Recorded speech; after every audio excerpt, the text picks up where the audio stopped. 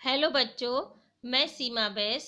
आज हम class 9 science biology में चैप्टर 6 टिश्यूज का पार्ट सेकंड देखेंगे।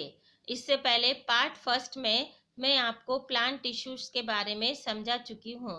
इस पार्ट में हम एनिमल टिश्यूज के बारे में समझेंगे। Animal tissues are classified into four basic types. First, epithelial tissue, second, connective tissue, third, muscular tissue, fourth, nervous tissue.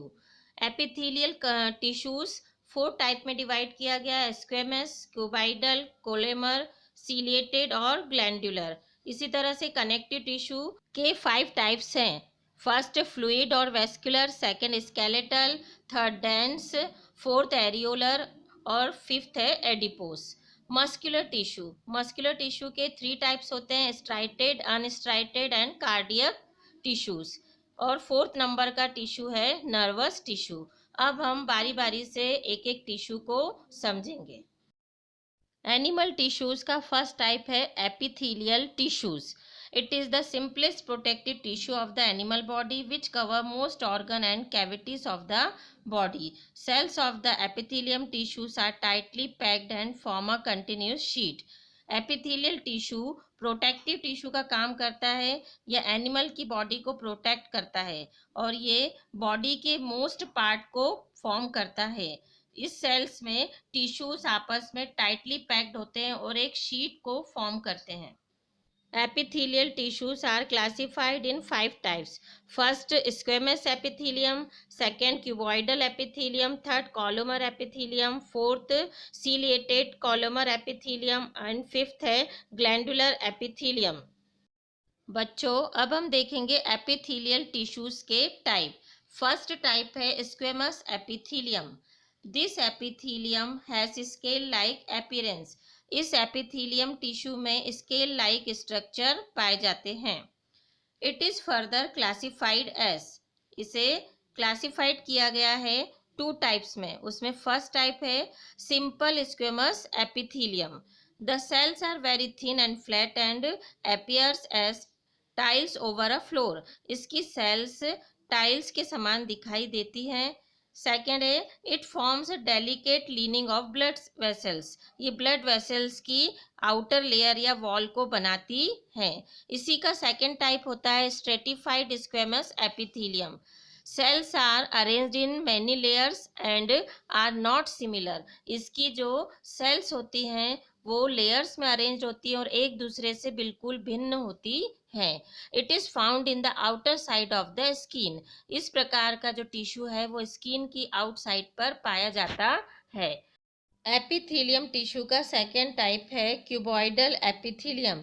It is made up of cube shape cells which have round nuclei. ये cube shape cells के बने होते हैं जिसमें कि round nuclei होते हैं। It forms lining of kidney tubules and duct of salivary glands where it provide mechanical support. ये किडनी ट्यूब्यूल्स और सैलिवरी ग्लैंड्स के डक्ट को बनाते हैं और ये मैकेनिकल सपोर्ट भी प्रोवाइड करते हैं।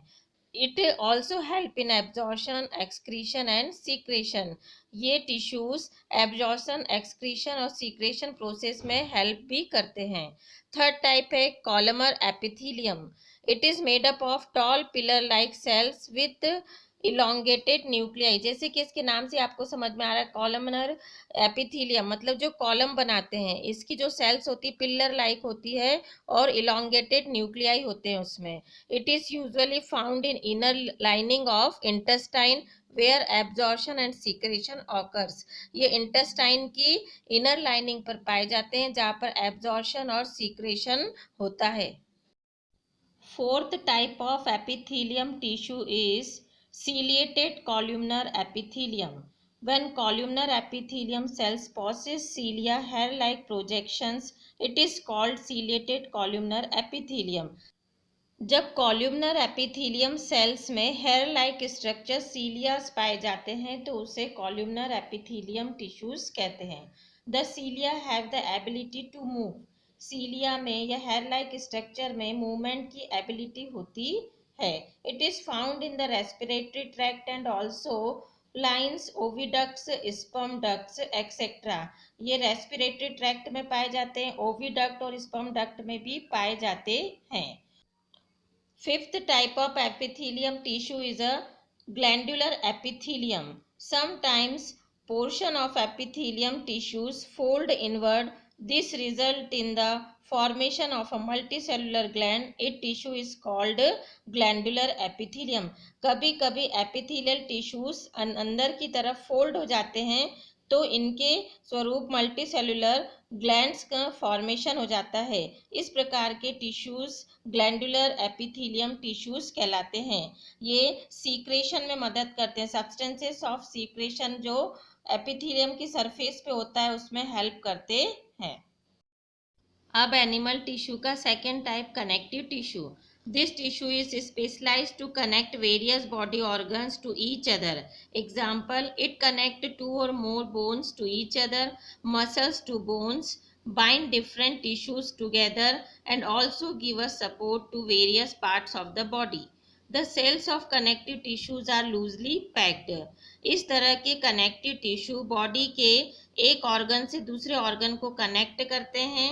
ये जैसे कि बोन से बोन को, मसल से बोन्स को और डिफरेंट टाइप ऑफ टिश्यूज को आपस में कनेक्ट करने या जोड़ने का काम करते हैं। इस प्रकार के टिश्यूज की सेल्स आपस में लूजली पैकिंग होती है। लूजली पैकिंग मतलब इनकी सेल्स में कुछ स्पेस पाया जाता है।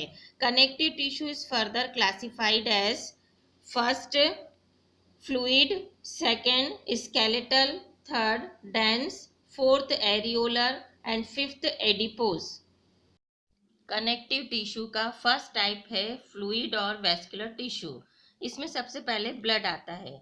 It is a fluid connective tissue that link different parts of the body and help to maintain the connectivity of the body. Blood एक fluid form में पाया जाने वाला टिश्यू होता है जो बॉडी के एक पार्ट से दूसरे पार्ट्स को कंटेन करता है। It contain fluid matrix called plasma and blood cells such as RBCs, WBCs and platelets. इसमें फ्लूइड मैट्रिक्स होता है जिसको प्लाज्मा कहते हैं। ब्लड सेल्स पाई जाती है जैसे कि रेड ब्लड कार्पल्स, WBC यानी white blood carpals and platelets. Plasma also contain the protein, salt and hormones. Plasma में प्रोटीन्स, सॉल्ट और हार्मोन्स भी पाए जाते हैं। Properties of blood cells. RBCs help in transport of respiratory gases like oxygen, carbon dioxide with the help of hemoglobin 2 and form the various parts of the body. RBCs हमारी body में respiratory gases जैसे oxygen है, carbon dioxide, haemoglobin की सहायता से transport करने का काम करती है। WBC fight with disease by the producing antibodies. WBC या वाइट ब्लड कार्पल्स हमारी बॉडी में एंटीबॉडीज फॉर्म करके डिसीज से हमें लड़ने की कैपेसिटी प्रदान करती है। और blood platelets help in clotting of blood, means blood platelets blood का थक्का जमाने में हेल्प करती है। कनेक्टिव टिश्यू का सेकेंड टाइप है स्केलेटल टिश्यू। इसके नाम से बच्चों आपको समझ में आ रहा होगा, स्केलेटल टिश्यू मीन्स जो हमारी बॉडी के स्केलेटन को फॉर्म करने में हेल्प करता है वो टिश्यूज क्या कहलाते हैं? Skeletal tissues. It forms the endoskeleton of vertebrates body and provide protection to the vital organs of the body. यह हमारी बॉडी के एंडोस्केलेटन को फॉर्म करते हैं और बॉडी के ऑर्गन्स को प्रोटेक्शन प्रोवाइड करते हैं। It is the following two types. First है bone. It is a very strong and non-flexible tissues. It is porous, highly vascular, mineralized, hard and rigid. Bones जो है वो नॉन फ्लेक्सिबल होती है, hard और rigid होती है ना, कठोर होती हैं। It is made up of calcium and phosphorus. Bones calcium और फॉस्फोरस की बनी होती हैं। It forms the framework that support the body. Bones मिलकर आपस में हमारी बॉडी का फ्रेमवर्क या स्केलेटन बनाती हैं जो बॉडी को क्या करता है? सपोर्ट देता है, सपोर्ट प्रदान करता है। सेकेंड टिश्यू है इसका cartilage. It is the specialized connective tissue having the widely spaced cells. ये एक स्पेशल टाइप का कनेक्टिव टिश्यू होता है it provides smoothness to the bone surface at the joint. ये जॉइंट पर दो बोन्स जहाँ मिलती है उसकी बोन सरफेस को ये स्मूथनेस या चिकनापन प्रदान करने का काम करता है। कार्टिलेज बहुत इंपॉर्टेंट टिश्यू होता है बोन के जॉइंट्स में उपस्थित रहने वाला। बच्चों, जैसे आपने सुना होगा कि कार्टिलेज घिस जाते हैं बोन्स के, तो कार्टिलेज घिस जाते हैं या वो कार्टिलेज यदि डैमेज हो जाता है तो आपने सुना होगा जॉइंट्स पेन होता है और ये जॉइंट्स में स्वेलिंग आने लगती है। इसलिए कार्टिलेज बहुत इंपॉर्टेंट टिश्यू होते हैं। Third type of connective tissue is dense connective tissue. It is a fibrous connective tissue consisting of densely packed collection of fibers and cell components of tendon and ligaments. ये fibrous से बना connective tissue होता है जिसमें sales densely रूप से packed होती हैं। इसके मेन कंपोनेंट्स टेंडन और लिगामेंट्स हैं। First component tendons. It join skeletal muscles to bones. ये स्केलेटन में मसल्स को बोन से जॉइन करने का काम करता है। This are composed of white fibrous tissues. ये वाइट फाइब्रस टिश्यू से बना होता है। सेकेंड कंपोनेंट है ligaments. They connect one bone to other bone. Ligaments एक बोन से दूसरी बोन को कनेक्ट करते हैं।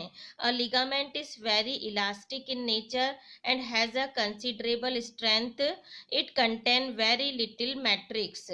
लिगामेंट्स जो है बहुत इलास्टिक्स होते हैं नेचर में और ये बोन्स को स्ट्रेंथ और फ्लेक्सिबिलिटी देने का काम करते हैं। कनेक्टिव टिश्यू का फोर्थ टाइप है areolar tissue. It is located between skin and muscles, around blood vessels and nerve and in the bone marrow. Areolar tissue skin and muscles के बीच में पाए जाते हैं, ब्लड वेसल्स के बीच में, नर्व और बोन मैरो में पाए जाते हैं। It is a loose and cellular tissues. It is a supporting and packing tissues found between the organs. ये supporting और packing tissues होते हैं जो organs के बीच बीच में पाए जाते हैं।